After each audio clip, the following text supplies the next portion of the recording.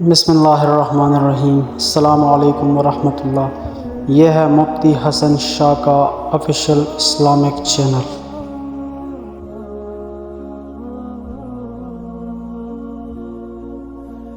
امام الانبیاء صلی اللہ علیہ وسلم فرماتے ہیں، میری امت میں دو قسم کے لوگ ایسے ہیں جن کو میری شفاعت نصیب نہ ہوگی۔ امام ظلوم غشوم، ایک وہ بادشاہ جو ظالم و غاصب ہو، وکل غالم مارق، دوسرا وہ شخص جو راہ حق سے ہٹنے اور دین سے نکل جانے والا ہو۔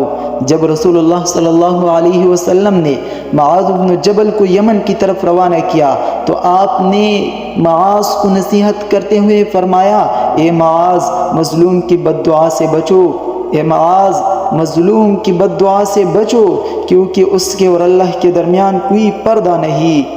آج تقریباً پوری دنیا میں ظلم کا رواج عام ہوتا جا رہا ہے۔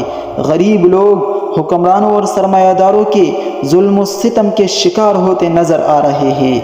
ایک اسرائیلی عورت کا بادشاہ کے محل کے برابر گھر تھا، جس کی وجہ سے بادشاہ کا محل بدنما لگ رہا تھا، تو بادشاہ عورت کو گھر فروخت کرنے پر مجبور کرتی، لیکن عورت ماننے کو تیار نہ تھی۔ بادشاہ نے عورت کے گھر گرانے کا حکم دیا۔ ایک دن وہ عورت کسی کام سے باہر گئی تھی، واپس آ کر دیکھا تو گھر ٹوٹا ہوا پڑا تھا۔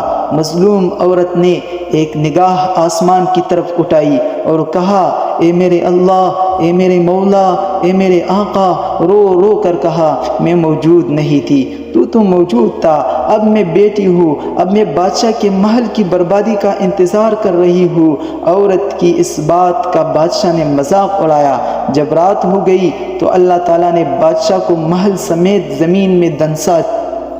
دنیا کا ظالم ترین حکمران ہلاکو خان، جس کا نام سن کر لوگ حرکت کرنا بند کر دیتے تھے، ایک دن اس کے سامنے مسلمان قیدیوں کی 3 صفیں کھڑی تھی اور حکم کیا کہ ان کے سر قلم کر دو۔ جلاد نے لوگوں کے سر کاٹنے شروع کیے تو پہلے صف میں ایک بوڑھا شخص کھڑا تھا جو اپنے گھر کا واحد کفیل تھا، تو بوڑھا پہلا صف چھوڑ کر دوسرے میں چلا گیا۔ ہلاکو خان کی نظروں نے اس بوڑھے کو دیکھ لیا تھا کہ اس نے موت کے خوف سے پہلا صف چھوڑ کر دوسرے میں چلا گیا۔ جب جلاد نے دوسری صف پہ تلوار کا وار شروع کیا تو بوڑھا تیسرے صف میں چلا گیا۔ جب تیسرے صف کی باری آئی تو ہلاکو خان نے دل ہی دل میں کہہ رہا تھا کہ اس بے وقوف بڈھے کو میری تلوار سے کون بچا سکتا ہے۔ جب بوڑھے شخص کی باری آ گئی تو ہلاکو خان نے آواز لگائی، رک جاؤ، اس کو ابھی کچھ نہ کہو۔ پھر بوڑھے شخص سے کہنے لگا، اے بڈھے، پہلے صف سے تو دوسری صف میں بھاگ آیا اور جب وہ ختم ہوا تو تیسری صف میں بھاگ آیا۔ بڈھے، اب بتا، پیچھے تو کوئی اور صف بھی نہیں ہے، اب تو بھاگ کر کہاں جائے گا اور تجھے مجھ سے کون بچائے گا؟ تو بابا نے بڑے یقین کے ساتھ آسمان کی طرف دیکھ کر کہا، او اوپر والی ذات اگر چاہے تو مجھے تجھ سے بچا سکتا ہے۔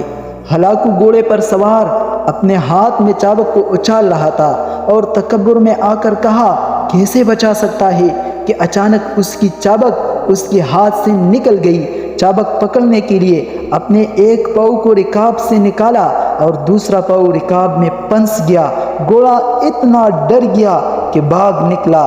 ہلاکو خان نے اپنے آپ کو بچانے کی کوشش کی، لشکر نے بھی اس کی بچانے کی کوشش کی، لیکن گھوڑا اتنا خوف زدہ تھا کہ کوئی بھی قابو نہ کر سکا۔ ہلاکو خان کو پتھروں میں گھسیٹ کر بھاگتا رہا اور اس کا سر پتھروں سے پٹخ کر لہو لہان ہو گیا اور چند ہی منٹوں میں جہنم رسید ہو گیا۔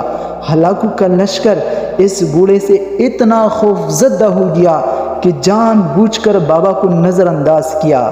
حدیث قدسی ہے، جناب رسول اللہ صلی اللہ علیہ وسلم نے فرمایا کہ اللہ تعالیٰ فرماتے ہیں، میری عزت و جلال کی قسم کہ میں ظالم سے خود دنیا میں یا آخرت میں بدلہ لے کر رہوں گا۔